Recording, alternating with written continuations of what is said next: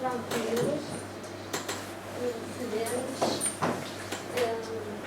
e vamos iniciar mais uma palestra e vamos então preparar-nos hoje pelo trabalho do dentista nos nossos estados, não? Vamos falar em trabalho e normalmente quando se fala em trabalho é mesmo difícil. Então vou iniciar com uma quadra de Milo Fernandes, que foi um desenhista, um humorista, um jornalista brasileiro que nos fala sobre o trabalho. E ele diz-nos que chego sempre à hora certa. Contam comigo, não falho, pois adoro o meu emprego, o que detesto é o trabalho. E agora vamos a propósito desta quadra, já que hoje vamos falar sobre o trabalho, afinal adoro o emprego, detesto o trabalho, se calhar vamos falar um bocadinho sobre isso para percebermos que se calhar o trabalho é algo benéfico, que nos ajuda ao nosso crescimento. E esta quadra vem de encontro a esta célebre frase: encontre um trabalho que ame e nunca precisará de trabalhar.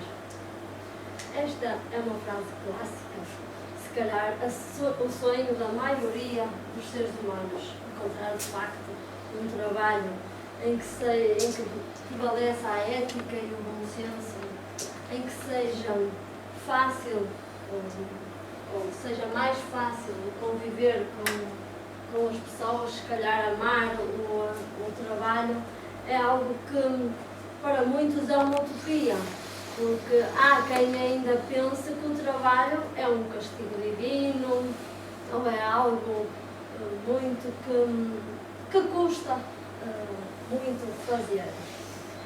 E se nós estivermos atentos, tudo na natureza trabalha, não é verdade? São os insetos, são os pássaros na construção dos seus ninhos, são as abelhas a fazer aquele magnífico mel, e agora que estamos à altura das vivos até estava bem um melzinho, não é? Agradecemos então às abelhas pelo seu trabalho, as plantas, enfim, tudo na natureza trabalha. Então, se tudo na natureza trabalha, os próprios animais até, inclusive, trabalham em benefício da sua própria sobrevivência e também do ecossistema. O ser humano, desde que habita o planeta Terra, começou a trabalhar. Nesta altura, há muitos anos atrás, o homem ainda era nómada, vivia de terra em terra, então tinha a necessidade, tinha mesmo que trabalhar para construir as casas. Quando começou a construir as suas casas, até lá vivia nas cavernas, mas mesmo nas cavernas tinha que ir em busca do alimento, da colheita dos frutos, dos vegetais. Então, se tudo na natureza trabalha, é porque deve ser algo muito benéfico, muito bom, porque a natureza ensina-nos, não é verdade?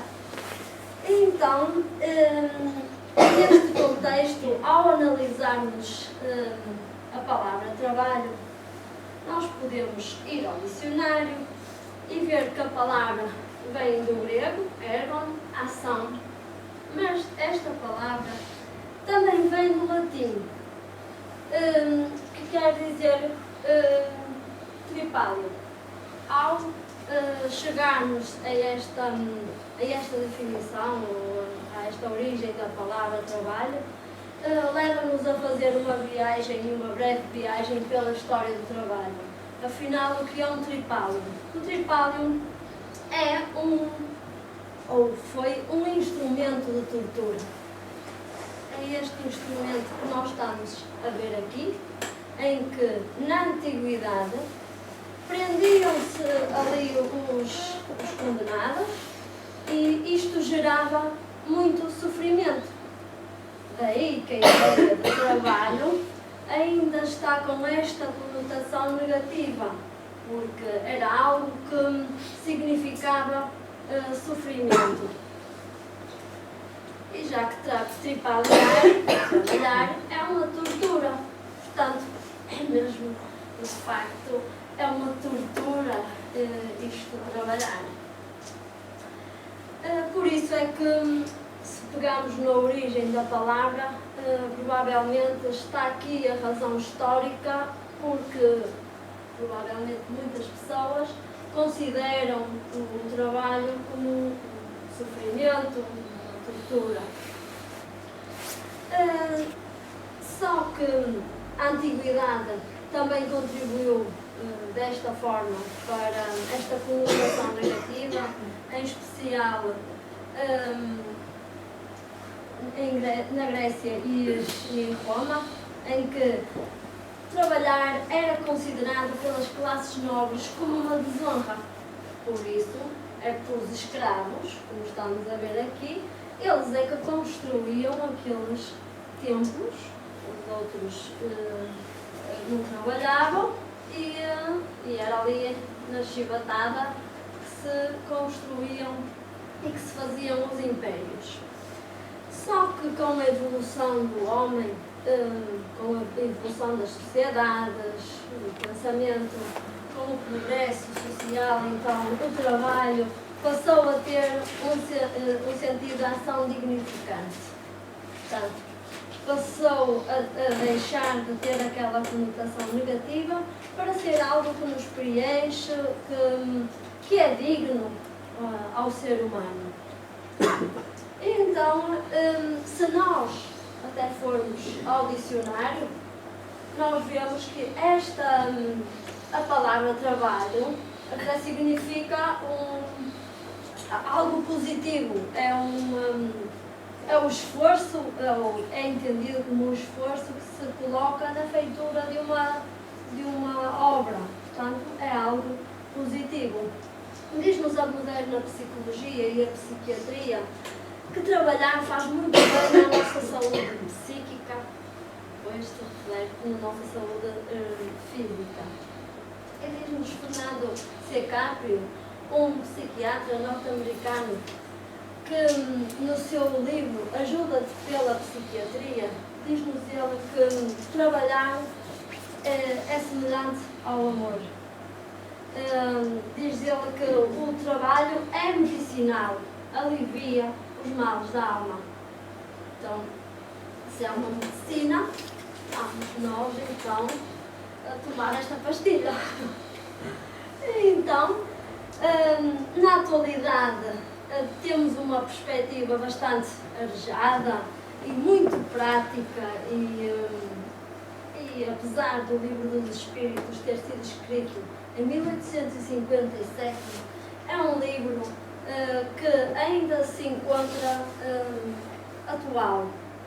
Eu posso-vos até confidenciar que é o meu livro de desenho de cabeceira. Isto é um segredo. Eu, quando tenho alguma dúvida, consulto o Livro dos Espíritos, porque de facto temos respostas a tudo. E então, na atualidade, nós temos estudos feitos por Allan Kardec, em que encara o trabalho também de acordo com a moderna psicologia e a moderna psiquiatria, mas vai mais além, porque Allan Kardec, de facto, um grande investigador, ele traz-nos uma perspectiva muito saudável e positiva nesta área, como em outras mais. E então, vemos então que o trabalho, sendo uma lei natural, constitui uma necessidade e a civilização obriga o homem a trabalhar mais, o que lhe aumenta as necessidades e os gozos. Então, nós vemos aqui que o trabalho é uma lei natural. Se é uma lei natural, é normal, natural, nós trabalharmos. Até porque nos aumenta as necessidades e os gozos. E a propósito disto, vou contar-vos uma história em que aqui algo que nos ajuda, em que há muitos anos havia um sábio chinês. Ele caminhava com o seu discípulo pela floresta. Eles falavam sobre muitas coisas, nomeadamente sobre viver o mestre, quando nós temos contacto com outras pessoas, mesmo as quais nós não os conhecemos, nós devemos ver aquilo como uma experiência que nos vai acrescentar algo de benéfico e devemos aproveitar todas as oportunidades da vida. Então eles iam a conversar sobre estas coisas e outras mais, quando de repente eles avistam este lugar. Era pobre, como podemos estar a ver pela figura. Então o mestre disse ao seu discípulo: e se fôssemos visitar aquela vilazinha? Está bem, lá vão eles, dão um passo e vão ter lá com esta vila. Quando lá chegam, veem que esta vila era habitada por um casal e os seus 4 filhos. E viviam, de facto, numa extrema pobreza. Foram muito bem recebidos. O casal era muito simpático. Convidou-os para entrar. Entretanto, lancharam, falaram sobre muitas coisas, até que a determinada altura o discípulo pergunta ao senhor, ao dono da casa: eu não vejo aqui pontos de comércio, como é que o senhor, nem de trabalho, como é que o senhor e a sua família sobrevivem? Então ele apontou-nos ali para um lago e disse: pois é, nós temos uma vaca. É esta vaca que nos dá a nossa sobrevivência. Com ela, ou ela dá-nos muitos litros de leite, e esses litros de leite nós trocamos na cidade vizinha por outros alimentos, mas também fazemos iogurtes, queijo, coalhada. É assim que nós sobrevivemos. Portanto, lancharam lá os produtos da vaquinha e despediram-se e lá foram eles. Não iam muito longe, quando de repente diz o discípulo: mestre, nós podíamos ajudar aquela família, o que é que nós podemos fazer? E ele disse assim: eu sei, ainda bem que fazes essa questão. Tu vais para trás e vais trazer a vaca contigo. E estás a ver ali aquele precipício, olha à frente, vais atirar a vaca pelo precipício. Mestre, eu não posso fazer uma coisa dessas. Nunca vou fazer. Aquilo era o único meio de eles sobreviverem. Eu vou-lhes tirar aquilo que lhes garantia comer, beber. Como é que eu vou fazer isto? Vai, faz o que eu te digo, já que queres ajudar aquela família. E lá foi essa vaca e viu-la morrer neste precipício. Ela lá foi e morreu.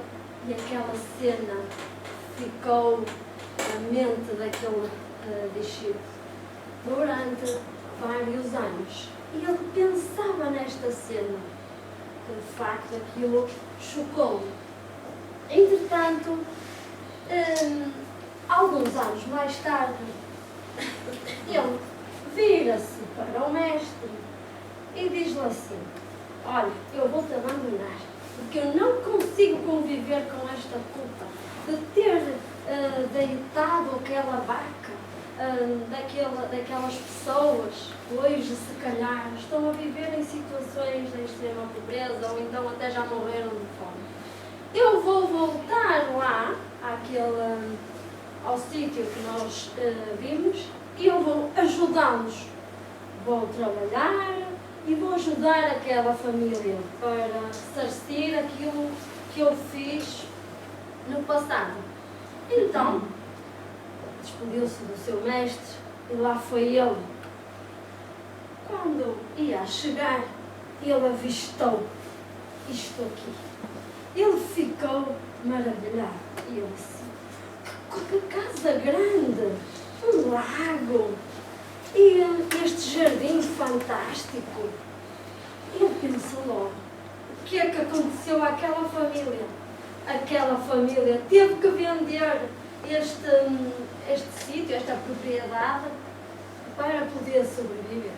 Ele apressou o passo, nisto vê o senhor, o dono da vaca, e ele conheceu logo, claro, com aquela veste de sábio chinês, e disse, senhor, não vem com o seu mestre. Ai não, eu estou aqui por outra razão. E ele, vejo que o senhor melhorou muito bem este lugar. Venha cá dentro, dizia-lhe o senhor. E mostrou-lhe os carros. Lá dentro de casa, olha, eram tideiras banhadas a ouro, os candeeiros de cristal, os filhos todos alegres a brincar no jardim. Aquilo era, de facto, muita riqueza. Entretanto, convidou-o para lanchar. Estavam eles sentados quando o discípulo perguntou-lhe, como é que o senhor melhorou este sítio? Isto está tão bem de vida. E ele diz, pois é, eu vou-lhe contar uma coisa terrível que aconteceu comigo. Num determinado dia, nós tínhamos uma vaca, aquela vaca, o senhor se lembra, que nos dava tantos litrinhos de leite, mas ela um dia resolveu fugir, pulou a cerca e quando demos com ela, já estava morta, caiu por um precipício. E a partir daí, nós tivemos que desenvolver outras habilidades, das quais nem sabíamos que tínhamos. Portanto, foi este o facto que fez com que nós nos desenvolvêssemos noutra área. E foi este o facto que fez com que hoje estejamos assim. Esta história, que é um conto popular, quer nos dizer, portanto, que o trabalho é ação, é movimento, que impulsiona o progresso. Vocês já se imaginaram, se calhar aquela família, se não ficasse sem a vaca, provavelmente ainda estavam a viver à espera do leite da vaca, ali naquela situação de pobreza extrema. E então, nós podemos afirmar que o trabalho representa um veículo de renovação. Mediante o trabalho, o homem modifica o seu meio, transforma o habitat e cria melhores condições de vida. Foi o que aconteceu com aquela família. Eles melhoraram a sua vida. O trabalho é algo bom, não é?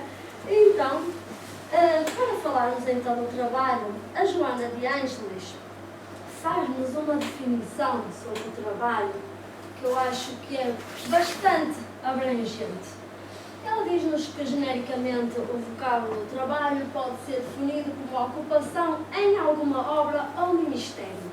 É um exercício material, intelectual e espiritual para fazer conseguir alguma coisa. Então, podemos dizer que, segundo nos dizemos, o trabalho pode ser classificado de 3 tipos. Existe um trabalho material, um trabalho intelectual e ainda um trabalho espiritual. É nesta perspectiva, então, que nós vamos analisar a partir de agora o trabalho, falando um pouco sobre estas 3 áreas, para depois percebermos o trabalho numa perspectiva, se calhar, espiritual.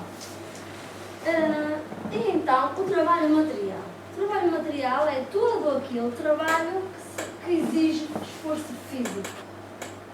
É apanhar ali umas batatas, penso o que é, umas uvas, algo que exige esforço físico. E quanto mais materiais forem as necessidades do homem, mais este tipo de trabalho se observa na sociedade em que ele habita. Mas o trabalho também pode ser de outro tipo, como o trabalho intelectual. Este tipo de trabalho tem como objetivo as manifestações da cultura, da arte, da ciência, enfim.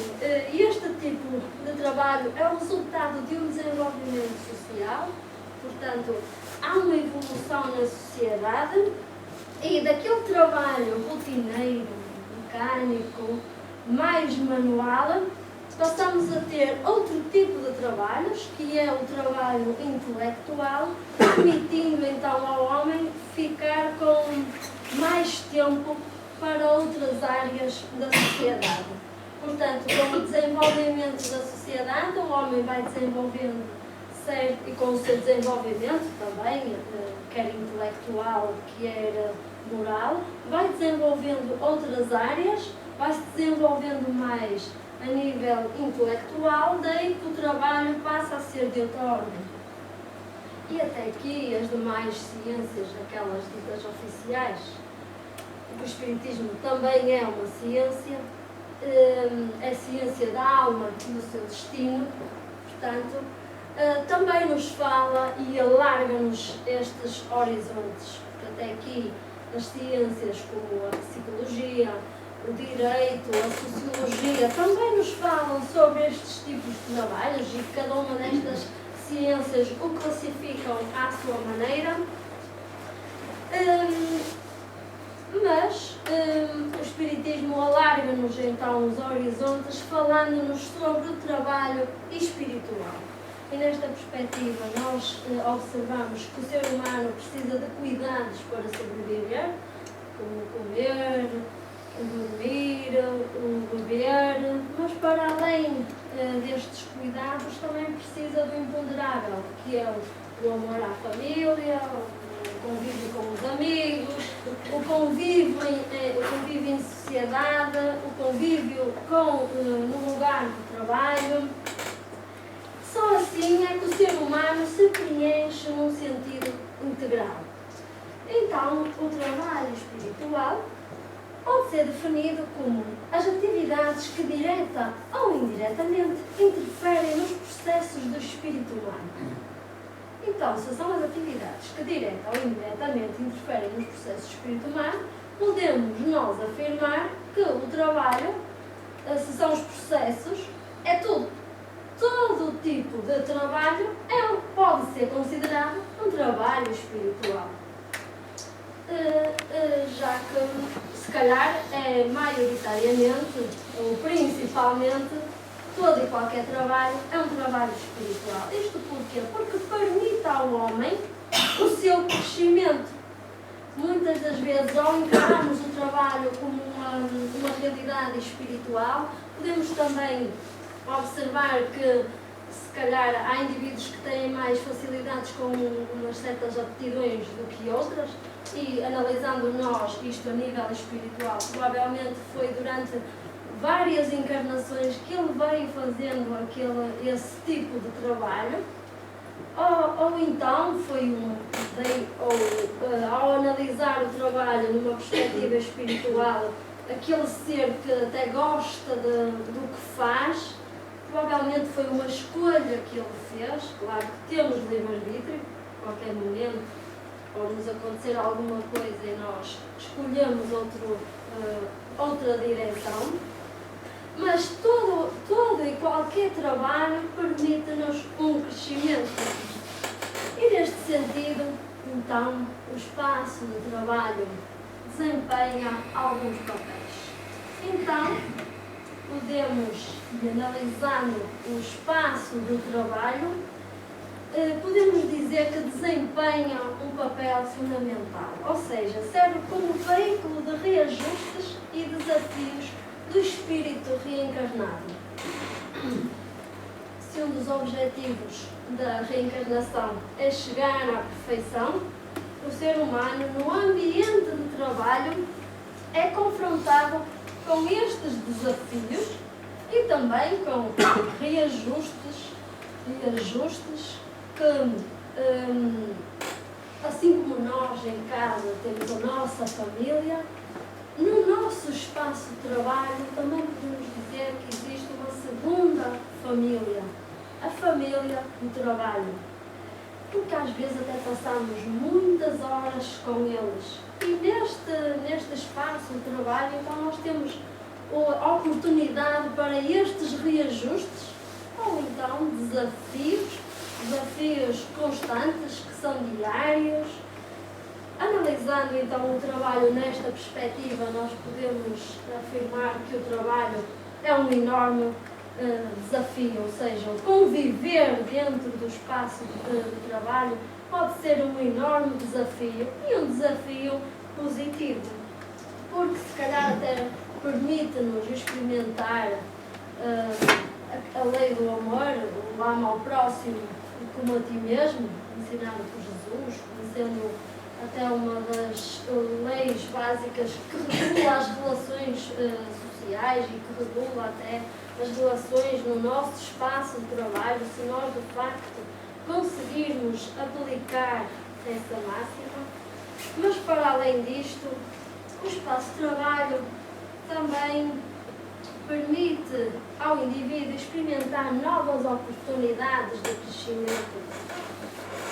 Ou seja, ao encarar o trabalho como uma realidade espiritual, nós vemos que estamos ali a ter oportunidades para crescer. Claro que se estivermos sensíveis a certas variáveis que vão acontecendo, também aos nossos erros. Sei que não é fácil nós nos moldarmos e amanhã fazer de forma diferente, mas é neste espaço então que nós temos esta oportunidade para nos conhecermos, para crescermos em conjunto. E isto porque a sociedade, com a sua evolução, foi criando também regras de forma a que se consiga viver em sociedade de forma mais fácil. E nestas oportunidades de crescimento, durante as nossas relações de trabalho, nós vamos nos apercebendo às vezes que é difícil conviver com os outros.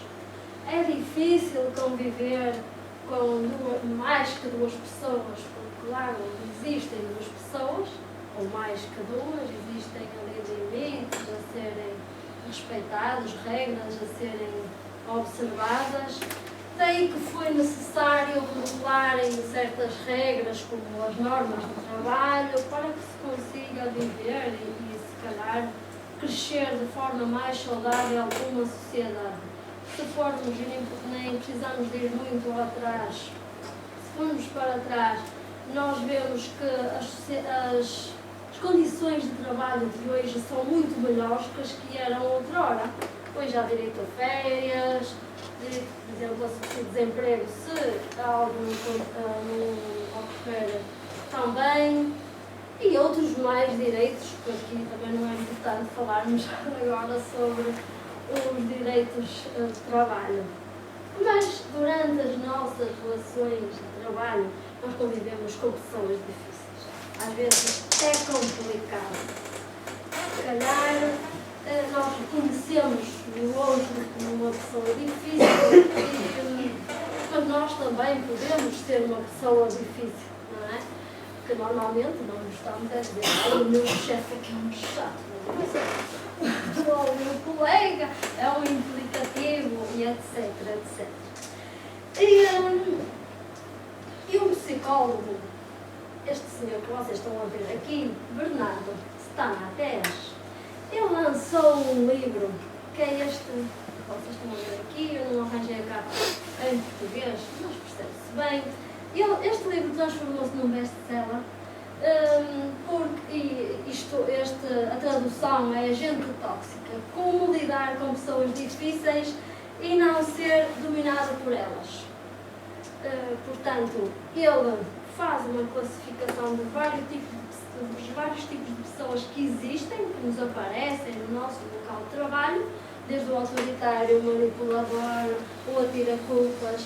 Olha, foi assim que ele nos chamou, que é aquele que... Tu é que... E ele dá-nos umas regras básicas de como conseguir conviver de forma melhor com esse tipo de pessoas.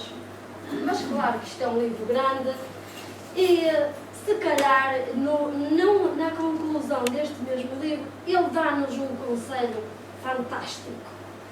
Que eu nem preciso de grandes, nem precisamos de saber aquelas características todas. Não tente mudar a pessoa. Diz-nos ele, isto é prático, é simples, até é fácil de calhar decorar, nós percebemos que de facto quem somos nós para mudar os outros, já para nos mudar a nós, por vezes, é difícil, é demorado. Portanto, por muito que nos custa às vezes, se calhar, trabalhar com pessoas difíceis, e eu sei que isto tem tudo a ver com personalidades, mas umas pessoas que são mais fáceis, outras que são mais difíceis, umas pessoas que se adaptam melhor a estas pessoas difíceis, outras não, mas o que nós podemos meter na cabeça, se calhar, é não tentar mudar as pessoas. A pessoa só vai mudar quando sentir de facto que lhe é mais vantajoso ser assim ou ser de outra forma.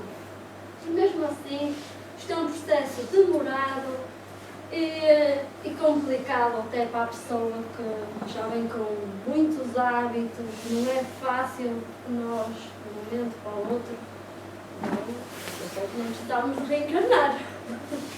Passávamos logo a outro patamar evolutivo e nem precisávamos de reencarnar. Nesta perspectiva, o Espiritismo concorda de facto com este psicólogo, mas alarga-nos ainda os horizontes, dizendo-nos que de facto, apesar destas pessoas existirem na nossa vida, nós não devemos virar as costas. Nossa primeira reação é: ai, o meu chefe é um chato, aquele meu colega de picuinhas que anda sempre a olhar-me ali de esguelha. Ai, eu vou é despedir-me amanhã, não quero saber disto, vou para outro emprego. E andamos nós assim, a chutar a bola de um lado para o outro. Mas Deus coloca-nos nestas oportunidades para nós crescermos. E se todos virarem as costas ao outro porque é chato, esse ser também não tem oportunidade para se desenvolver. Sei que isso se calhar é um pouco utópico, conseguimos todos virar de repente as costas a uma pessoa que é chata, porque há sempre alguém porque o homem é um ser social, então há aquela necessidade de viver em sociedade. Ou essa pessoa chata ficava dentro de casa, e aí não havia a pessoa chata, mas havia outra. Se calhar é isso. Então, se calhar aquela designação de pessoas difíceis possa ser substituída por dificuldades nos relacionamentos. Nós temos dificuldades nos relacionamentos porque, por vezes, nós não sabemos aceitar o outro tal como ele é. Por muito que nos custe, se calhar esta é o objetivo, é percebermos o outro, não tentando mudar, mas também não lhe virando as costas. E a propósito, eu vou contar-vos uma história que li aqui nas seleções do Reader's Digest em fevereiro de 1998. E é num artigo que um jornalista escreve sobre como controlar o mau humor. E esta é uma história de uma excelente funcionária do seu trabalho. Ela chegava sempre meia hora mais cedo, para pôr tudo bonitinho, saía sempre muito mais tarde que os outros. Mas tinha um problema: o seu patrão não gostava dela. Sempre que a via, estava sempre a reclamar com ela. Tu nunca fazes isto bem, e isto, sempre a implicar com ela. Até que num determinado dia, olha, ela não aguentou. A paciência tem limites, diz ela. Amanhã vou despedir-me, mas antes de me despedir, eu vou-lhe dizer tudo que tenho aqui na minha garganta. Eu não aguento mais. Ele é insuportável. Então, ela preparou tudo para depois alguém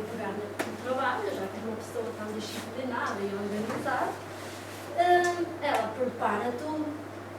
E quando saiu do edifício, ela em frente vê um outdoor a publicitar um seminário. Alegria no trabalho. Ela olha para aquilo, isto eu não tenho, vou assistir. Dentro de meia hora, ainda estou a tempo. Lá vai ela para o seminário. No seminário, o psicólogo falava sobre os problemas que se tem no trabalho, em que nós não devemos transformar a nossa vida de trabalho num pesadelo. Também não devemos aceitar a agressão do outro, porque se ele está irritado, o problema é dele, não é nosso. Então não devemos aceitar a agressão, a irritabilidade do outro. Enfim, eram vários assuntos que ele tratava naquela palestra. No fim, ela foi-lhe dar os parabéns. Dirige-se a ele e diz: olha, venho-lhe dar os parabéns pela sua magnífica palestra, mas eu estou com um problema. Amanhã vou-me despedir. Não aguento mais o meu padrão. E ele diz-lhe: olha, tu amanhã vais-te despedir, mas sabes, olha que tu vais-te despedir, vais ter que arranjar mulheres muito nova, vais ter que arranjar outro emprego. E quem é que te garante que no teu novo emprego vais ter um bom patrão? Porque bons patrões são tão difíceis como bons funcionários. E ela ficou a pensar, mas diz: não, eu não aguento mais, aquilo chega. Então ele diz assim: amanhã vais experimentar o seguinte, vou-te dar uma técnica.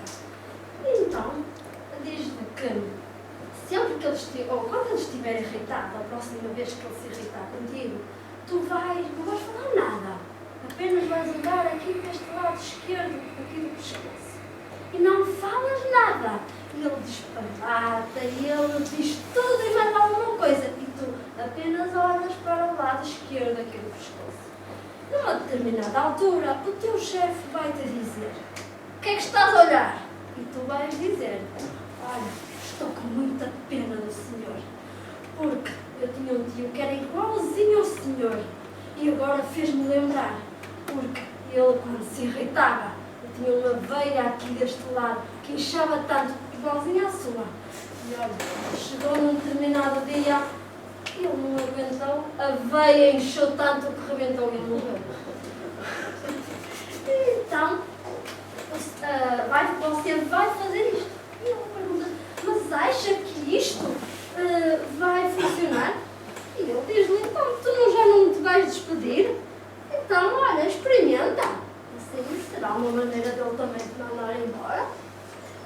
Então, ela, no dia seguinte, marcou o cabeleireiro mais cedo, manicure, fez uma maquiagem muito bonita, estamparante.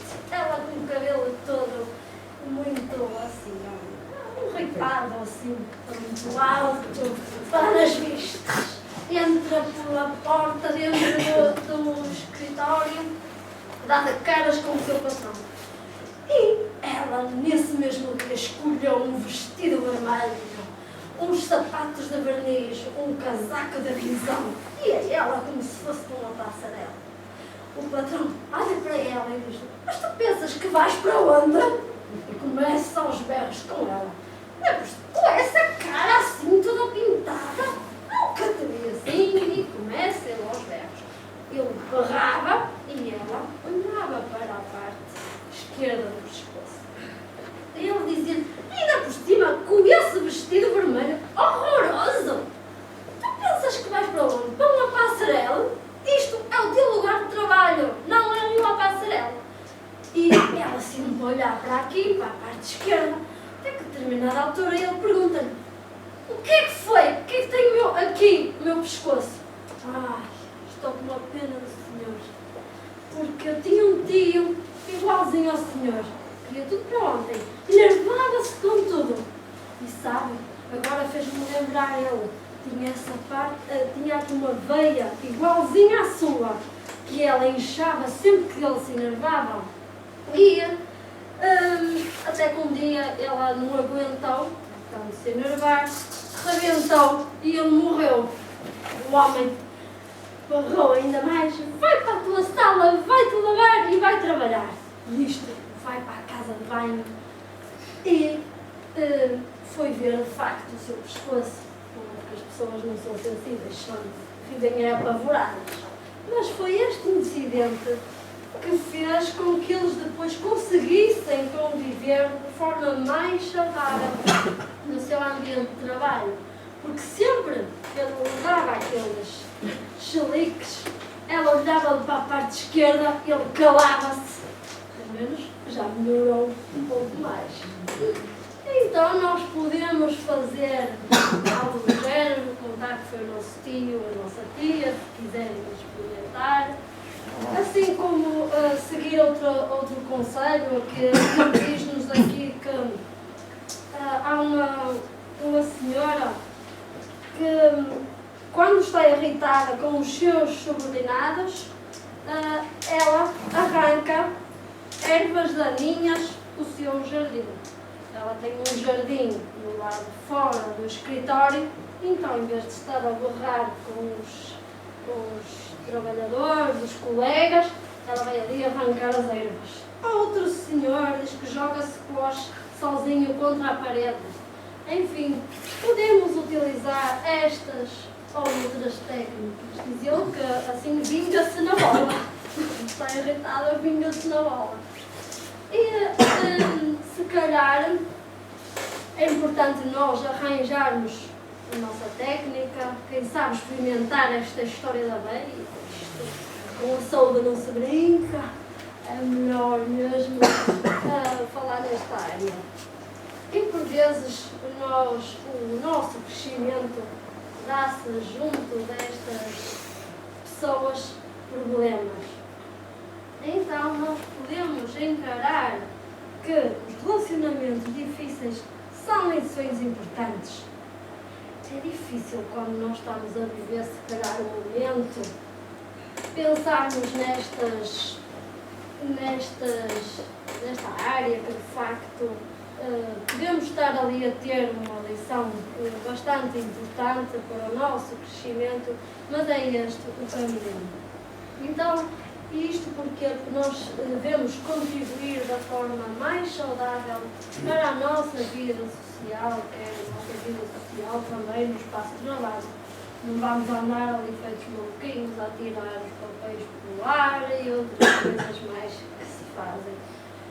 E na medida que nós formos bem-sucedidos nestes relacionamentos difíceis, nós veremos que estas situações vão acontecer não tão frequentemente na nossa vida, porque fim da aprendizagem não se justifica a manutenção das mesmas lições. Até porque Deus, na sua pedagogia, utilizando as leis divinas ou naturais, socorre-se de uma pedagogia que é do amor, não é do castigo. Então nós estamos junto dessas pessoas, desses difíceis, para aproveitarmos estas lições importantes. Desta forma que nós nos vamos revelando e vamos crescendo de forma mais saudável. Mas nestas nossas relações de trabalho, nós às vezes convivemos com o preguiçoso. É aquele nosso colega de trabalho que nos irrita, porque ele está ali muito sentadinho na cadeira e nós fazemos tudo. E ele ainda tem a lata de nos dizer: a preguiça é a mãe de todos os vícios, mas uma mãe é uma mãe e é preciso respeitá-la. Pronto. Isto irrita-nos, mas se calhar o melhor é percebermos que ele é preguiçoso, o problema é dele. Eu vou fazer a minha parte, porque estamos ali. Aquele é um preguiçoso e não faz, o outro também não faz. Também não nos adianta de nada, só nos estamos a chatear. Então, há outro extremo, que são os workaholic. Então, vamos ver aqui um exemplo.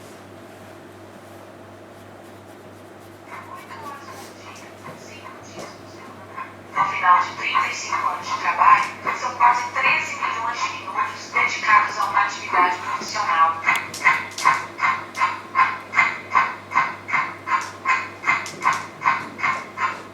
Mas há quem leve a necessidade de trabalho a extremos. A jornalista Juliana Neiva tem 2 empregos. Às 5h30 da manhã já está de pé. Bom, eu acordo no dia 5h30 da manhã, já vim direto para São Paulo, já discuto com a chefia em São Paulo para as horas do outro dia. Daí eu passo a ler todos os jornais, na internet, todos os sites. O meu filho já acordou, já peguei um pouquinho, já passou pela nossa cama. Quando é 7h20, eu sigo para colocar um vídeo na televisão que está me esperando. Lá eu fico até umas 9 horas, o jornal começa, eu entro ao vivo, continuo lá. Depois eu vou para a redação, pego a pauta todo dia, começo a trabalhar a pauta. Por volta de 1h, e meia, eu fico liberado. Vou almoçar correndo, vou dar tempo para passo casa, quando não, fico direto.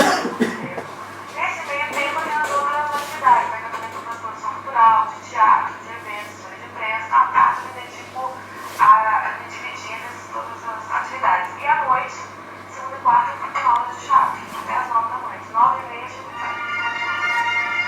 Juliana é uma workaholic, uma palavra moderna que define a pessoa que trabalha obsessivamente.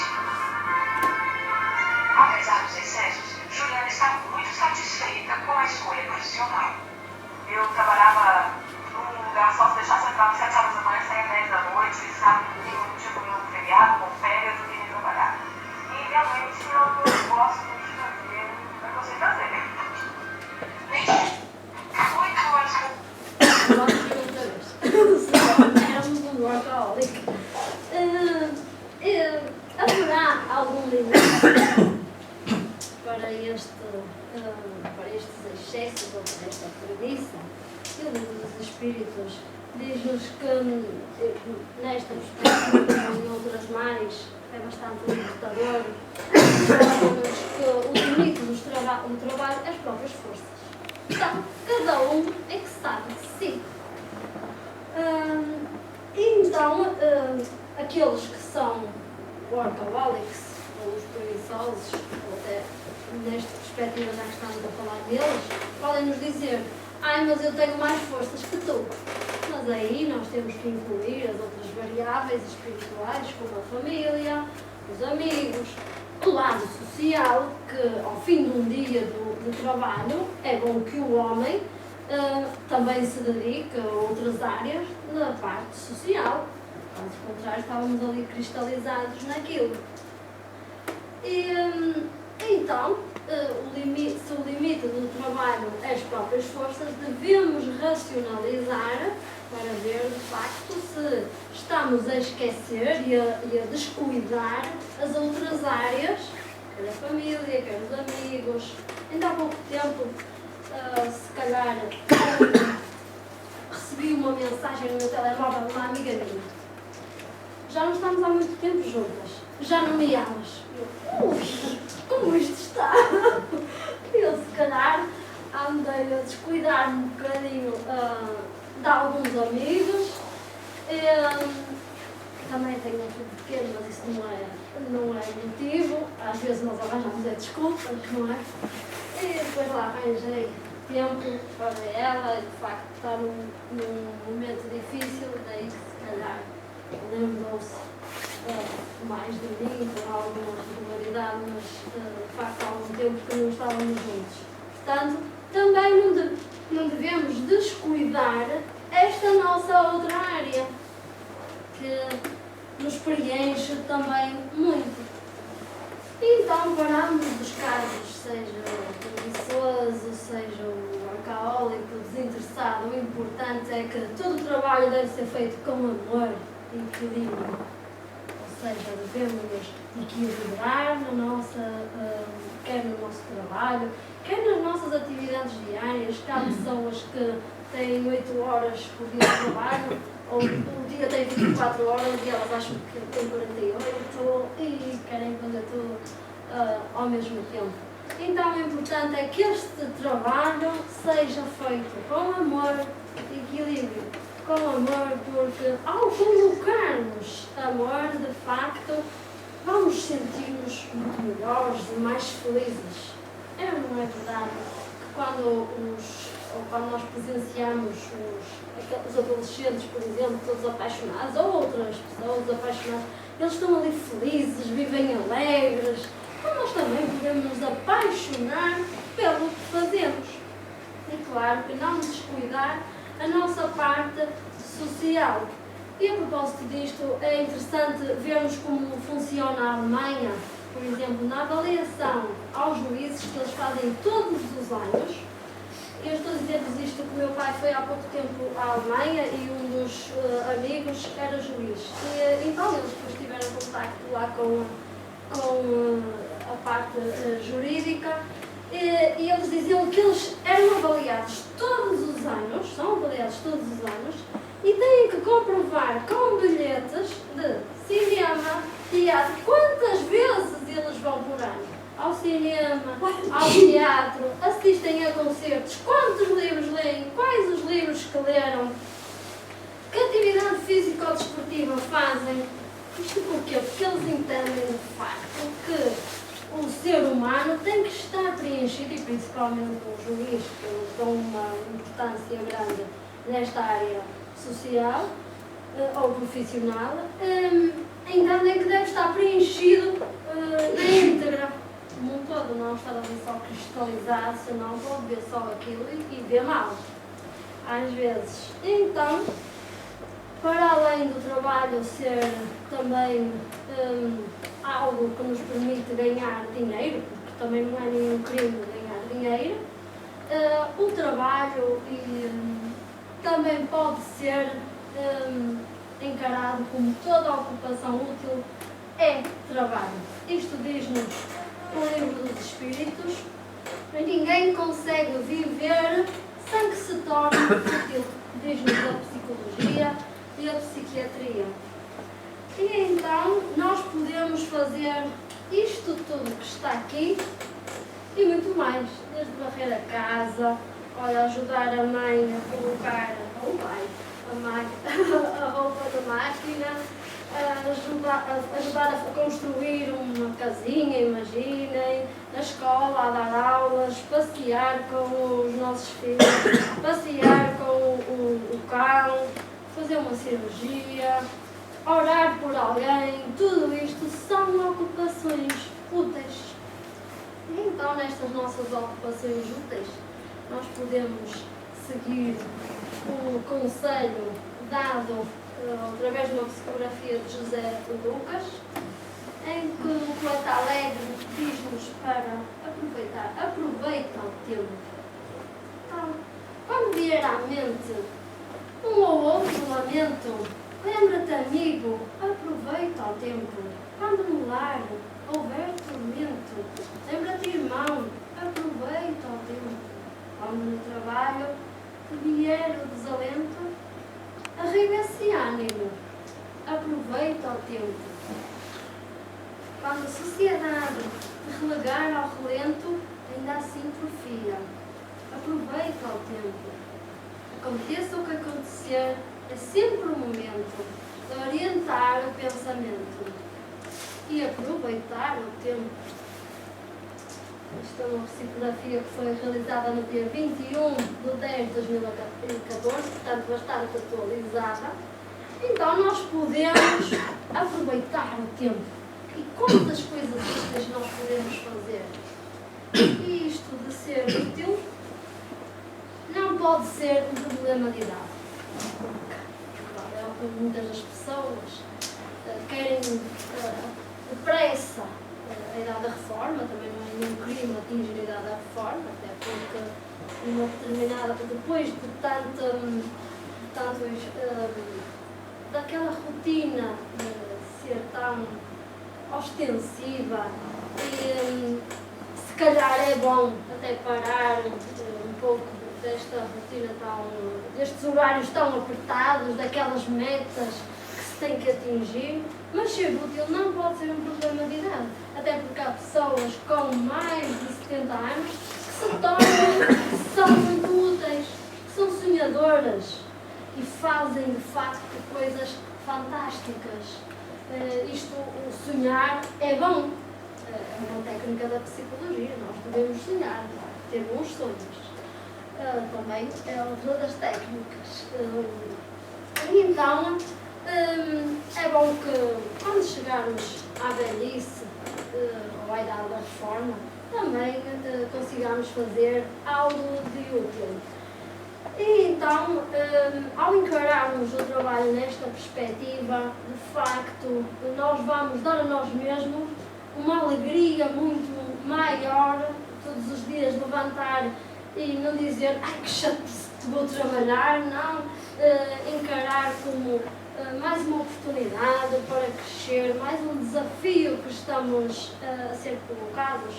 E agora vou falar-vos em algumas pessoas em que de facto encaravam o trabalho de uma forma saudável, e uma delas é Michelangelo Buonarroti. Ele é conhecido como pintor, escultor, foi ele que fez a Pietà, o afresco para o juízo final na Capela Sistina, em Itália, e ele, aos 89 anos, ainda fazia obras de arte. Era alguém apaixonado pelo trabalho. Outros exemplos foi Benjamin Franklin, em que nasceu em Boston, nos Estados Unidos, e ele aos 81 anos foi chamado para ajudar ou colaborar na Carta Magna dos Estados Unidos. Outro exemplo, Thomas Alva Edison, foi o inventor, ele deixou, quando faleceu, deixou mais de 1000 patentes.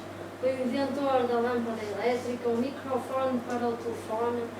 Ele trabalhou desde criança e até aos 75 anos sem nunca ter estado doente. Aos 84 anos, ele deixa-nos mais de 1000 invenções. Outro dos exemplos é John Davison Rockefeller, um investigador americano ligado ao setor do petróleo. E ele, ao completar 90 anos, ele declara-nos isto, que eu tinha que vos trazer. Sou o homem mais feliz do mundo. Parece-me começar a viver agora. Sou feliz porque posso trabalhar. Os dias não são suficientemente longos para que eu possa fazer tudo o que desejo. Indubitavelmente, o trabalho é o segredo da felicidade. Parece que aquilo que é muito gostoso para alguns é o segredo da felicidade. Mas então, encarar o trabalho nesta perspectiva. E são estes exemplos, se calhar, que também nos ajudam. Provavelmente amanhã, quando formos nos levantar para trabalhar, porque o cedo está frio e nós arranjamos motivos, amanhã não, tu não trabalhas.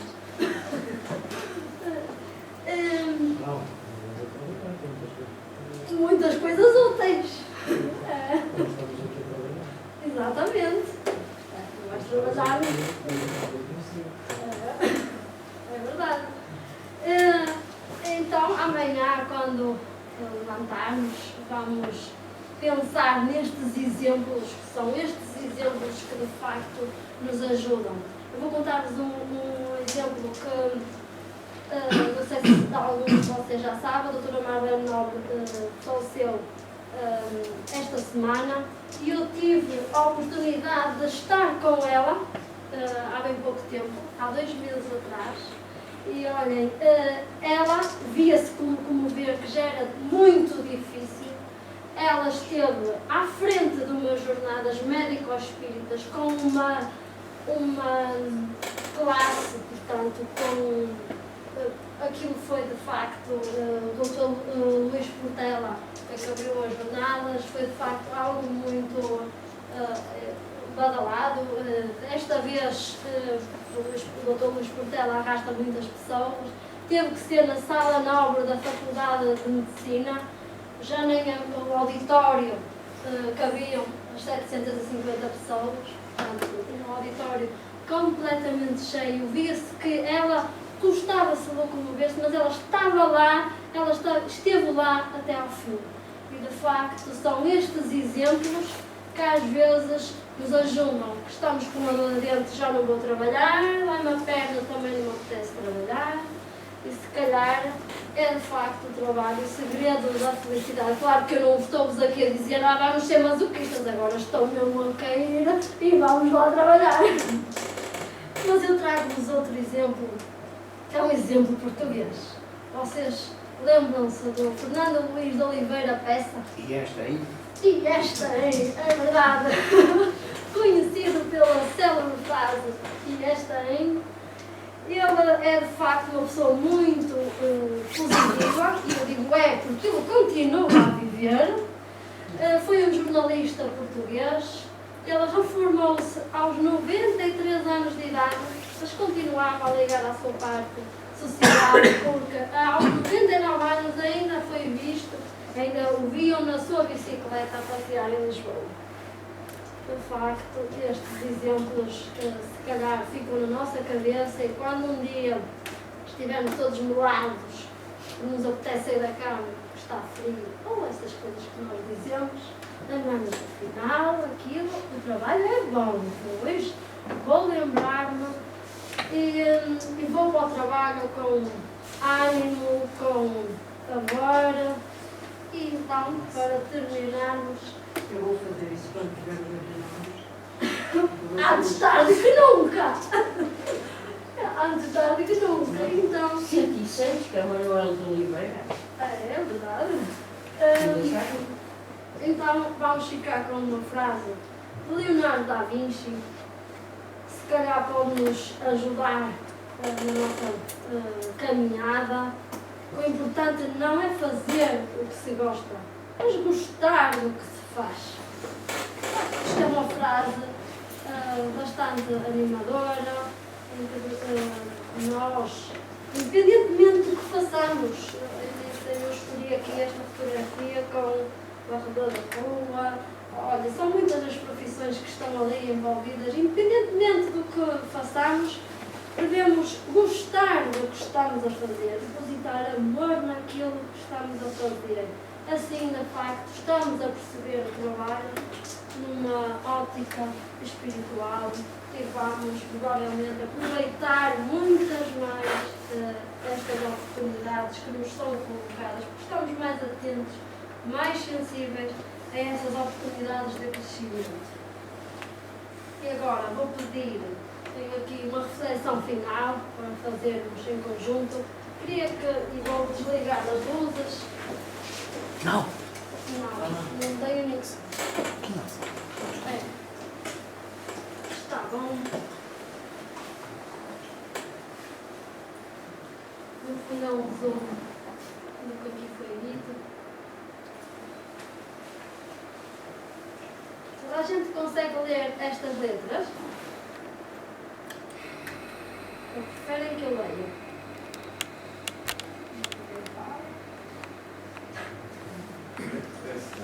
Lê-se bem?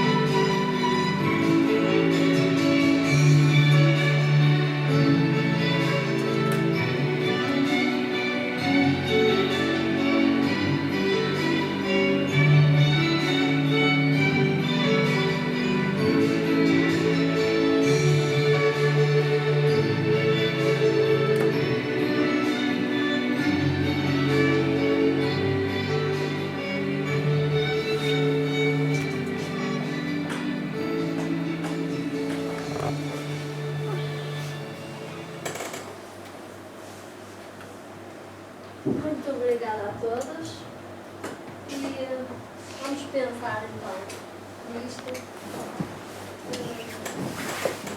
Até porque sem trabalho nada se faz. Portanto, todos temos que trabalhar, seja no nosso emprego, seja em ocupações úteis.